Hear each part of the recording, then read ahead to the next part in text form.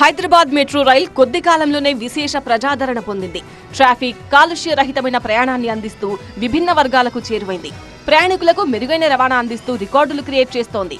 తాజాగా Hyderabad metro rail 7 ఏళ్లు పూర్తి చేసుకున్న సందర్భంగా అమీర్పేట్ మెట్రో స్టేషన్లో వేడుకలు నిర్వహించారు.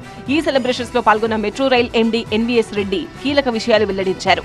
హైదరాబాద్ మెట్రో రైల్లో ఇప్పటివరకు 63 కోట్ల మందికి పైగా ప్రయాణం చేశారని చెప్పారు.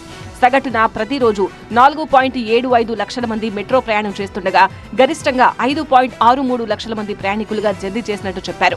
అమీర్పేట్ మెట్రో ఉదయం సాయంత్రం సమయాల్లో చాలా ఎక్కువ రద్దీగా ఉందని, ప్రయాణికులకు సౌకర్యవంతమైన రవాణాను అందించేందుకు హైదరాబాద్ మెట్రో రైల్ కట్టుబడి ఉందని తెలిపారు. 7 ఏళ్లు పూర్తయిన సందర్భంగా నవంబర్ 28 వరకు ప్రయాణం చేసిన వారిని గుర్తించి కానుకలు అందజేస్తామన్నారు ఎన్వీఎస్ రెడ్డి.